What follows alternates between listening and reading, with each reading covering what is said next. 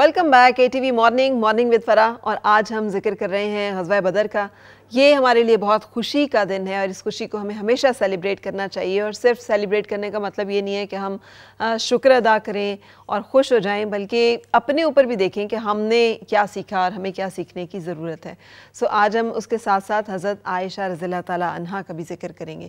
رسول پاک صلی اللہ علیہ وآلہ وسلم کی زوجہ محترمہ، ہماری ماں ام المومنین میں سے ایک، اور جو آپ راویہ ہیں، بہت ساری احادیث مبارکہ جو ہے وہ آپ کے ذریعے سے ہم تک پہنچی ہیں۔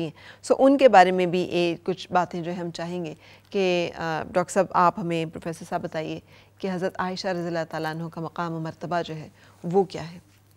سب سے اہم بات تو آپ نے تذکرہ کر دیا کہ اللہ نے نبی کریم صلی اللہ علیہ وآلہ وسلم کی تمام ازواج کو امہات المؤمنین کہا ہے، اور یہ مقام اتنا بلند تر ہے کہ کسی اور کو یہ مقام حاصل نہیں ہے جو امہات المؤمنین کو ہے۔ اور حضرت عائشہ آپ صلی اللہ علیہ وآلہ وسلم کی تیسری زوجہ مبارک ہیں، اور آپ کا لقب حمیرہ ہے اور صدیقہ ہے، اور نبی کریم صلی اللہ علیہ وآلہ وسلم کو بہت تعلق تھا ان کے ساتھ۔ اور یہ دیکھیے کہ ہم سب کو یہ بات معلوم ہے کہ نبی کریم صلی اللہ علیہ وسلم تو وجہ تخلیق کائنات ہیں۔ کوئی بھی انسان جو اس دنیا میں آیا ہے، اس نے کب اللہ کے پاس جانا ہے اور کہاں جانا ہے، یہ اللہ کو معلوم ہے۔ تو نبی کریم صلی اللہ علیہ وآلہ وسلم کی یہ جو زوجہ مبارکہ ہیں، انہوں نے یہ مقام بھی حاصل کیا کہ نبی کریم صلی اللہ علیہ وسلم کا آج جس جگہ پر روضہ مبارکہ ہے وہ حجرہ عائشہ رضی اللہ تعالی عنہا ہے۔ اور آپ دیکھیے کہ نبی کریم صلی اللہ علیہ وسلم نے بارہا یہ ارشاد فرمایا ہے کہ مجھے عائشہ بہت عزیز ہیں۔ اور ایک اہم بات یہ ہے کہ نبی کریم صلی اللہ علیہ وآلہ وسلم نے جو تعلیمات جو خانگی حوالے سے ہیں، آئلی حوالے سے ہیں، ان کا زیادہ تر حصہ حضرت عائشہ رضی اللہ تعالی عنہا کے توسط سے ہمیں ملا ہے۔ اور ایک روایت کے مطابق 2200 سے زیادہ روایات جو ہیں احادیث مبارکہ کی وہ حضرت عائشہ سے ہیں۔ یوں بڑے بڑے کبار صحابہ آپ کے روایت کے حوالے سے شاگرد ہیں، اور بہت ساری چین آف اتھارٹیز آپ کی چین سے آگے ہم تک پہنچی ہیں۔ اور پھر ایک اور پہلو ہے کہ نبی کریم صلی اللہ علیہ وآلہ وسلم نے جیسے گھر میں کیسا ہونا چاہیے، یہ بھی ہمیں حضرت عائشہ کے توسط سے ہم تک باتیں پہنچتی ہیں۔ بالکل صحیح۔ اچھا ارم، بات پھر وہیں پہ اور یہ بار بار ہی آئے گی اور آنی بھی چاہیے کہ رسول پاک صلی اللہ علیہ وآلہ وسلم چونکہ راہبر کامل ہیں، آپ صلی اللہ علیہ وآلہ وسلم کی ہماری مختلف مائیں، ہر ایک کی طبیعت فرق، مزاج فرق، انداز فرق، جن میں سے حضرت عائشہ رضی اللہ تعالیٰ عنہ جو ہے وہ شوخ و چنچل بھی ہیں، کم عمر بھی ہیں، کم سن بھی ہیں۔ آپ صلی اللہ علیہ وآلہ وسلم نے ایک ہسبینڈ کے طور پر ایک ایسی زوجہ کے ساتھ جو برتاؤ ہونا چاہیے، جو سلوک ہونا چاہیے، جو انداز ہونا چاہیے شوہر کا، آپ صلی اللہ علیہ وسلم نے اس کا ایک نمونہ پیش کیا ہے۔ اور یہ اس کے بارے میں ہمیں بتائیے گا کہ خواتین کا مختلف مزاج ہوتا ہے، ہر ایک کا مزاج دوسرے سے فرق ہوتا ہے، جو ہمیں امہات المومنین کے مزاج میں بھی نظر آتا ہے۔ اچھا، اما عائشہ صدیقہ رضی اللہ تعالیٰ عنہا کے بارے میں جب ہم ذکر کرتے ہیں، she was highly intellectual woman, very wise. جب دیکھیں اللہ تعالیٰ کی ہر چیز میں حکمت ہوتی ہے۔ جب ان کی شادی مبارک ہوتی ہے نبی پاک صلی اللہ علیہ وسلم سے، ان کی عمر مبارک کم ہے۔ اب اس میں حکمت کیا ہے؟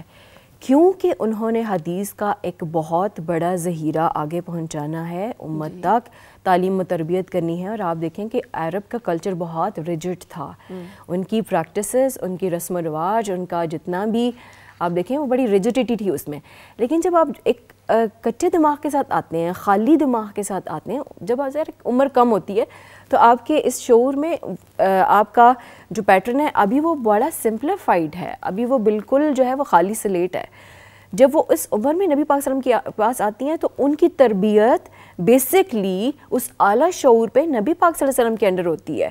اور پھر جب ان پریکٹسز کو, اس خاص کلچر کو, اس خاص تربیت کو وہ انٹرنلائزڈ کرتی ہیں, دیٹ واز دا پیوریفائڈ جو ہے فارم ہوتی ہے ان کی, جو روح کا جو اصل عکس سامنے آتا ہے, وہ خالص ترن جو ہے اللہ تعالیٰ نے جس عکس پہ بنایا ہے وہ اس کی پیور جو ہے وہ آپ فارم اس کا نظر آتی ہے. تو پھر آپ جب یہ دیکھیں کہ جب اس لیول تک جاتی ہیں تو صحابہ کرام بھی آپ کے پاس آتے ہیں حدیث کا علم لینے, اور آپ کو پتہ ہے وہ صرف حدیث کا, قرآن کا علم نہیں تھا ان کے پاس, طب میں بھی وہ ماہر تھیں, تاریخ کا علم بھی رکھتی تھیں, شاعرہ بھی تھیں وہ, اور فقہ کا بھی علم تھا ان کے پاس, ہر طرح کا علم تھا. شی واز مطلب ڈائیورسفائڈ جو تھا وہ ان کا علم تھا. اور اگر وہ نہ ہوتی تو بہت سارے مسائل ایسے تھے عورتوں کے جو ہم تک پہنچ ہی نہ پاتے. بالکل. انہوں نے بیسکلی اسٹیریوٹائپ کو ڈی کنسٹرکٹ کیا کہ عورت کی تعلیم جو ہے وہ امپورٹنٹ نہیں ہے, یا اس کا جو مقام آپ نے عورت کو دیا ہوا ہے وہ بہت سپریسڈ قسم کا ہے. آپ رضی اللہ تعالیٰ نے اس سارے چیزوں کو ریکنسٹرکٹ کیا کہ نہیں, عورت کا مقام علم کے ساتھ ہائی ہے. ٹھیک ہے. اور پھر ان کی جو سافٹ قسم کی, جو ابھی آپ نے بات کی نا کہ لاڈلی تھیں, کم عمر تھیں, ہم نے یہ بھی دیکھا نبی پاک صلی اللہ علیہ وسلم نے ان کے لاڈ بھی اٹھائے ہیں. نبی پاک صلی اللہ علیہ وسلم نے ایز اے ہسبینڈ ریجیڈیٹی نہیں دکھائی کہ اچھا ان کی پرسنالٹی کا یہ اسپیکٹ ہے, she is a very innocent, yet she is very brave. اتنی بریو تھیں کہ رات کو وہ قبرستان میں بھی چلی جایا کرتی تھیں, غزوات میں بھی انہوں نے شرکت کی ہے, انہوں نے پانی بھی پلایا ہے.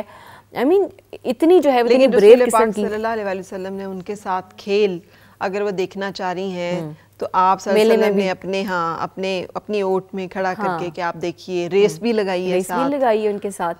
تو وہ ساری چیزیں ہم دیکھیں فرا, ہم جب مذہب کی بات کرتے ہیں نا, ہمیں شاید لگتا ہے کہ بہت ریجڈ قسم کا ہمارا مذہب ہے, یا نبی پاک صلی اللہ علیہ وسلم کی پرسنالٹی کو ہم نے ویسے کبھی ریڈ نہیں کیا, کبھی دیکھا نہیں ہے, ہم اس چیزوں میں گئے ہی نہیں ہیں. اگر آپ دیکھیں تو ہمارا مذہب مجھے لگتا ہے کہ ان اے ٹرو سینس اسلام سے زیادہ لبرل تو کوئی ہے ہی نہیں. آپ صلی اللہ علیہ وسلم گھر تشریف لاتے ہیں اور پوچھتے ہیں کھانے کے لیے کچھ ہے, اور اگر پتہ چلتا ہے کہ کھانا نہیں تو مطلب آپ انداز دیکھیے تو ٹھیک ہے پھر میں روزہ رکھ لیتا ہوں. کوئی مطلب لڑائی نہیں ہے, کوئی بلیمنگ نہیں ہے, تم سارا دن کیا کرتی رہی ہو, میں تھک کے آیا ہوں, میں اتنا پریشان ہوں, تمہیں کوئی احساس نہیں ہے, تمہیں کوئی خیال نہیں ہے. کوئی ہمیں یہ آرگیومنٹس جو ہیں دکھائی نہیں دیتے. تو یہ کتنا پیارا ریفلیکشن ہے کہ رسول پاک صلی اللہ علیہ وسلم کی زندگی سے جو نمونہ ہمیں مل رہا ہے کہ کیا کرنا ہے, کہ اگر وہ اپنے جوتے خود گانٹ رہے ہیں, اپنے کام جو ہے وہ خود کر رہے ہیں, تو یہ کتنی خوبصورت ایک بات ہے. لیکن اس سے بڑھ کر جو ایک بہت بڑی بات پروفیسر صاحب, جس کے لیے میں بہت حضرت عائشہ رضی اللہ تعالیٰ عنہ کا مقام و مرتبہ سمجھتی ہوں, جو ایک واقعہ ہوا جب آپ کی ذات پر تہمت لگی کہ آپ پیچھے رہ جاتی ہیں قافلے میں, اور پیچھے سے جو ہے صحابی آ رہے ہیں جو نوجوان ہیں, اور وہ آپ کو بٹھا کر جب تک تشریف لاتے ہیں واپس مدینہ میں تو ایک رات گزر چکی ہے, اور اس رات میں کیا کیا داستانیں شہر والوں نے گھڑ لی ہیں. پھر ایک نوجوان صحابی کے ساتھ آتے ہوئے دیکھ کر اور بھی زبان خلق جو ہے, اور پھر عبداللہ بن ابی جیسے منافق, انہوں نے کیا اس کو رنگ دیا, اور آپ صلی اللہ علیہ وسلم کے دل پہ کیا گزری, اور وہ جو ایک چھوٹی سی سیپریشن ہے کہ والد کے گھر چلی جاتی ہیں. یہ جو ایک واقعے سے ہمیں اتنی بڑی آج تک کے لیے ایک تربیت ملی ہے, اگر اس کا تذکرہ نہ ہو تو ہمیں سمجھ نہیں آئے گا کہ یہ تمام واقعات کیوں ہوئے رسول پاک صلی اللہ علیہ وسلم کی حیات طیبہ میں, اور ان سے ہمیں کیا سیکھنے کو ملا. جی دیکھیے, ایک تو یہ کہ جو ہیومن سائیکالوجی ہے اس کے اندر کیا کیا مسائل وہ پیدا کر سکتی ہے, اس کی ریمیڈی کیا ہے, یہ ساری باتیں اس کے اندر موجود ہیں. اور ایک مجھے یہاں نبی کریم صلی اللہ علیہ وآلہ وسلم کا جو قول مبارک ہے, حدیث مبارکہ, وہ یہ کہ آپ نے فرمایا کہ دنیا میں کسی کو اتنی اذیت نہیں دی گئی, اتنی پریشانی نہیں اٹھانی پڑی جتنی میں نے اٹھائی ہے. اس پرسپیکٹو میں آپ دیکھیں, آپ صلی اللہ علیہ وسلم کو تو اللہ نے بہت ساری چیزوں کا علم دے رکھا تھا, اور انہیں تیقن بھی تھا, اور وہ دل گرفتہ بھی تھے کہ لوگ کیسی باتیں کر رہے ہیں. اور آپ نے کہا کہ وہ جو رئیس المنافقین تھا, یہ اصل میں اس کا سارا پروپیگنڈا تھا. اب واقعہ کچھ اسی طرح ہے کہ سفر میں اور اس موقع پر آپ اپنا ہار تلاش کر رہی ہوتی ہیں, اور اب اس میں آپ دیکھیں کہ ایک جو ہمیں ملتا ہے کہ وہ جو کجاوے ہوا کرتے تھے, وہ کجاووں میں جب وہ سفر کیا کرتی تھی امہات المومنین, تو وہ اتنی لائٹ ویٹ تھیں کہ جب اس کو اٹھا کے رکھا گیا تو کسی کو یہ احساس نہیں ہوا کہ آپ اس کے اندر موجود نہیں ہیں. اور پھر ظاہر ہے کہ وہ بعد میں وہاں آئیں. تو نبی کریم صلی اللہ علیہ وآلہ وسلم کو اور ان کے والدین کو، حضرت ابوبکر صدیق رضی اللہ عنہ کو ان کی صداقت اور عفت معابی پر پورا یقین تھا، اور آپ رضی اللہ تعالیٰ عنہ بھی بالکل پریشان نہیں تھیں، اور انہیں اس بات کا یقین تھا کہ اللہ تعالیٰ کو بھی اس بات کا علم ہے.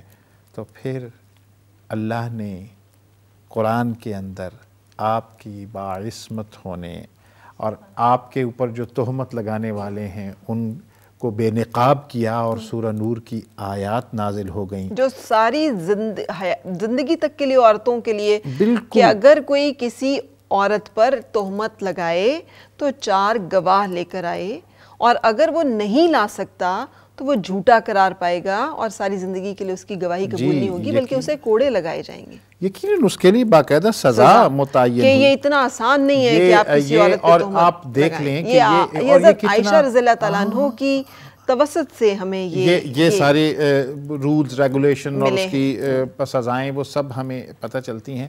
اور نبی کریم صلی اللہ علیہ وسلم کی یہ جو زوجہ محترمہ ہے جن کی گواہی اللہ تعالیٰ دے رہا ہے، اور صرف اس وقت کے لیے نہیں، قیامت تک کے لیے جو قرآن کی تلاوت کرتا ہے اس کا قلب، اس کی روح اور اس کی نظریں جھک جاتی ہیں آپ رضی اللہ تعالیٰ عنہ کے احترام میں، آپ کے وقار کے احترام میں.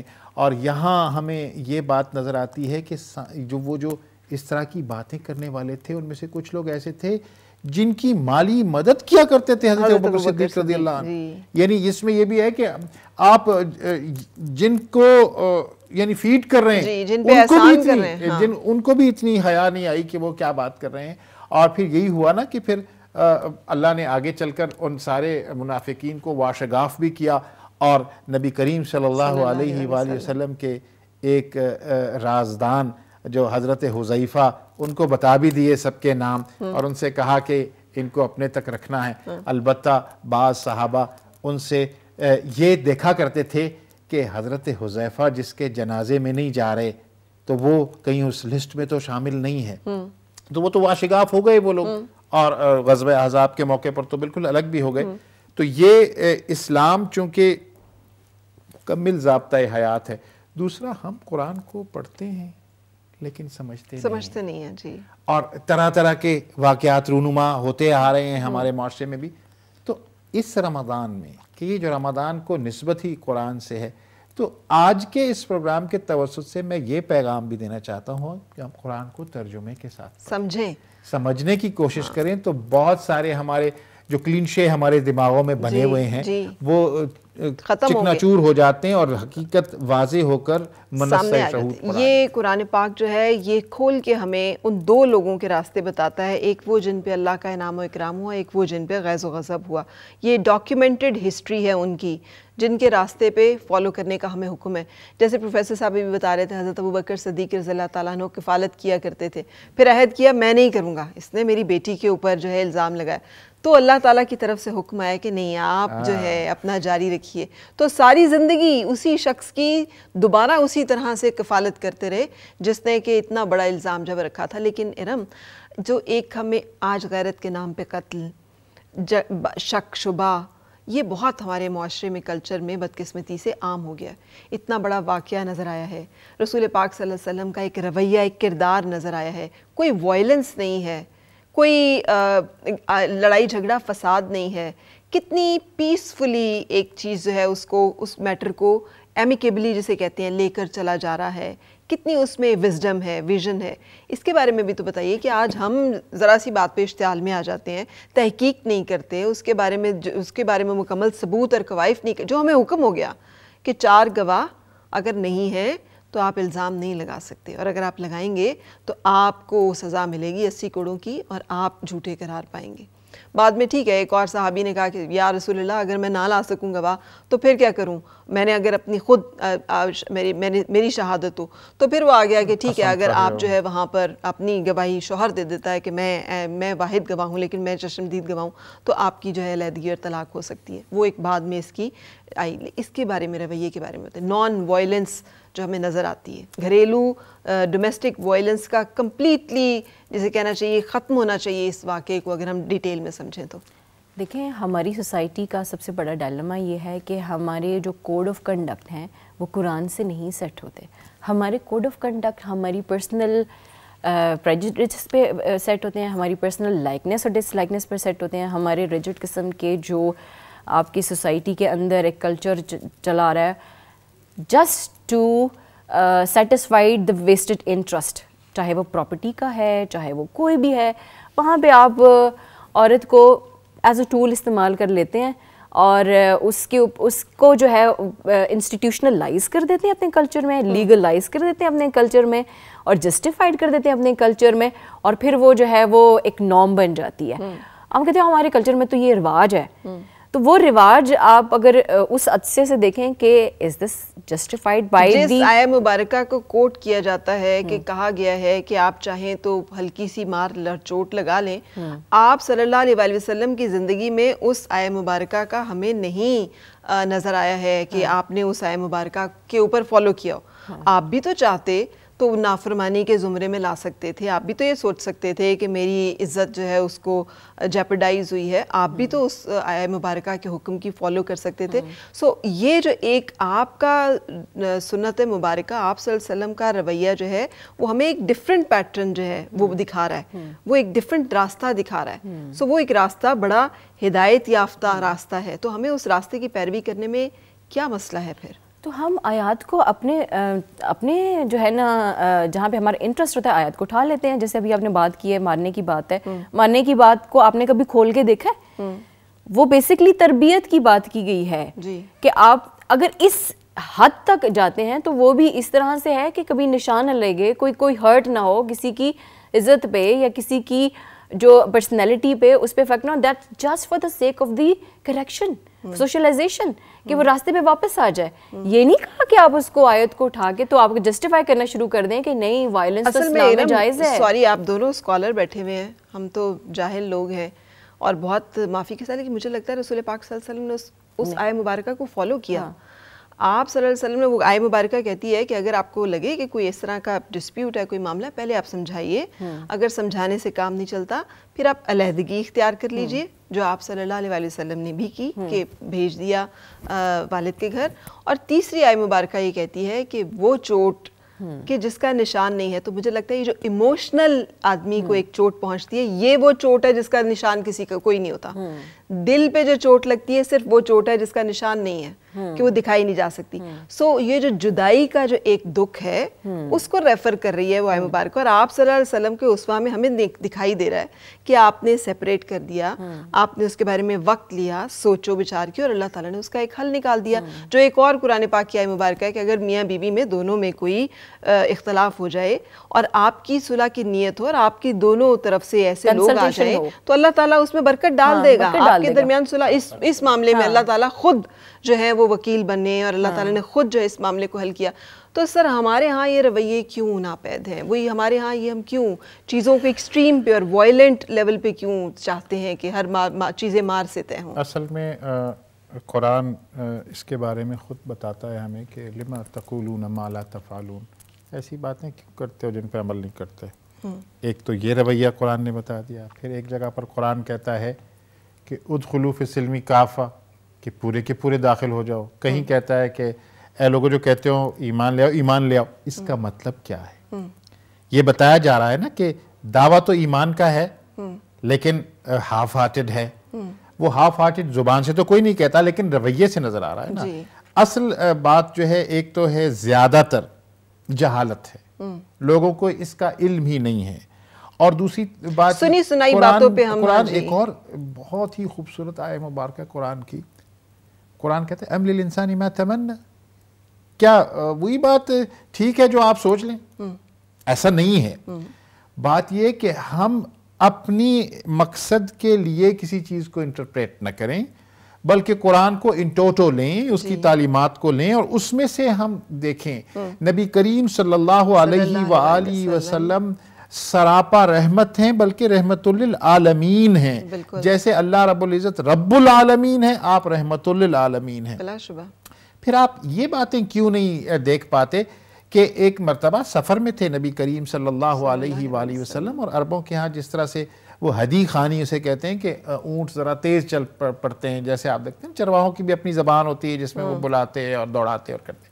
تو نبی کریم صلی اللہ علیہ وسلم نے ایسے خوبصورت الفاظ میں یعنی جو تکریم دی ہے خواتین کو اور اپنے اہل بیت کو، اپنے گھر والوں کو، وہ کیا فرماتے ہیں؟ اسے روک دیتے ہیں کہ اس طرح تم پڑھو گے، ہدی خانی کرو گے تو وہ تیز چلیں گے. تو کہا ان کجاووں میں نازک آبگینے ہیں. یعنی جو اللہ نے خواتین کو جیسے ڈیلیکیسی ہے اور ان کے کمفرٹ کا خیال رکھو. کیا ہمارے ہاں جو ہم اپنے آپ کو دیکھتے ہیں، اپنے معاشرے کو دیکھتے ہیں، تو کیا ان ڈیلیکیسیز کا خیال ہم رکھ رہے ہیں؟ اور یہ نبی کریم صلی اللہ علیہ وسلم کی جو سنت مبارکہ ہے اس پر عمل کرنا ہے. بالکل. ہم کوئی ایک پہلو لے لیتے ہیں، قرآن کی بھی کسی آیت کا ایک حصہ لے لیتے ہیں اور اس کا کانٹیکسٹ نہیں دیتے. اس لیے یہ بات اسی سے ہوتی ہے کہ قرآن کا علم ہر مسلمان پر حاصل کرنا فرض ہے، چونکہ قرآن نماز میں پڑھا جاتا ہے اور نماز فرض ہے. کیونکہ قرآن کا راستہ ہے، جس راستے پہ ہم نے چلنا ہے تو ہدایت ملے گی، تو انعام ملے گا، تو ہم بخشے جائیں گے. ہم نے صرف قرآن مجید کو لحافوں میں لپیٹ کر اوپر سجانے کی بات، 10 ختم کر لیے ہیں، 11 ختم کر لیے ہیں. جب یعنی کوئی دنیا سے چلا جاتا ہے تو اس کے لیے ہم بخشنے کے لیے کھولتے ہیں قرآن کو. ہمیں یہ دیکھنا چاہیے کہ قرآن کو ہم ایک سطر ہی کیوں نہ پڑھیں، اس کو سمجھنے کی کوشش کریں اور ایسے اہل علم سے سیکھیں جنہیں خود قرآن کا واقعتاً علم ہو، کوئی بہروپ نہ ہو. بالکل صحیح. سو وائنڈ اپ کریں گے اسی حضرت عائشہ رضی اللہ تعالیٰ عنہا کے اس کال کے ساتھ کہ آپ صلی اللہ علیہ وآلہ وسلم چلتا پھرتا قرآن ہے. آپ کی زندگی جو ہے وہ چلتا پھرتا قرآن تھی. قرآن کا عملی نمونہ کسی نے دیکھنا ہو تو رسول پاک صلی اللہ علیہ وآلہ وسلم کی حیات طیبہ دیکھ لیں. اور یہ جو اتنی ڈیٹیل میں نے یہ واقعہ ڈسکس کیا، اس کا مطلب بھی یہی ہے کہ آپ صلی اللہ علیہ وسلم کی عملی حیات طیبہ جو ہے اس نے کھول کے بتا دیا ہے کہ کیا طریقہ. یہ واقعات نبیوں کی زندگی میں ایسے نہیں ہوتے، اس کی کوئی حکمت مصلحت ہوتی ہے، اللہ تعالیٰ ان کے ذریعے سے ہمیں کچھ بتا رہا ہوتا ہے. اور آپ صلی اللہ علیہ وسلم کی زندگی کے ہر واقعے سے ہمیں انسانی زندگی کا کوئی نہ کوئی گوشہ، کوئی نہ کوئی پہلو جو ہے وہ ملتا ہے. حضرت عائشہ رضی اللہ تعالیٰ عنہ کی زندگی سے ہمیں جو خانگی زندگی ہے، جو گھریلو زندگی ہے، اس کے بارے میں جڑی ہوئی جو باتیں ملتی ہیں، اللہ کرے ان کو فالو کریں کہ ہمارے گھروں میں سکون آئے. اور آپ سے اجازت لیں گے شکریہ ادا کرتے ہوئے. جاتے جاتے منقبت حضرت عائشہ رضی اللہ تعالیٰ عنہ کی رابعہ سے ہم سنیں گے اور انشاءاللہ آپ سے ملاقات ہوگی کل پھر. اپنا خیال رکھیے گا. اللہ حافظ. کس طرح سے آپ کی ہو بیان شان عائشہ، جب مدح گو ہے قرآن آپ کا عائشہ. کس طرح سے آپ کی ہو بیان شان عائشہ، دیدے خدائے پاک کا فیضان عائشہ، باغ رسول پاک کا ریحان عائشہ. کس طرح سے آپ کی ہو بیان شان عائشہ، ہر ذی شعور کو نہیں ادراک مرتبہ، ہر ذی شعور کو نہیں ادراک مرتبہ. یہ مت سمجھنا ہے بہت آسان عائشہ،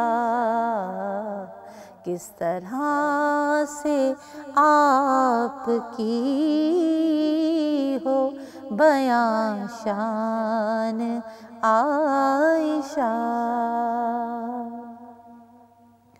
بعد نبی آپ نے کی امت کی رہبری، بعد نبی آپ نے کی امت کی رہبری، اسلام پر ہے آپ کا احسان عائشہ، اسلام پر ہے آپ کا احسان عائشہ، شوہر نبی پاک تو صدیق ہے پدر، شوہر نبی پاک تو صدیق ہے پدر، کیا نسبتیں ہیں آپ کی ذیشان عائشہ، کیا نسبتیں ہیں آپ کی ذیشان عائشہ، کس طرح سے آپ کی ہو بیاں شان عائشہ، جب مدح گو ہے آپ کا قرآن عائشہ۔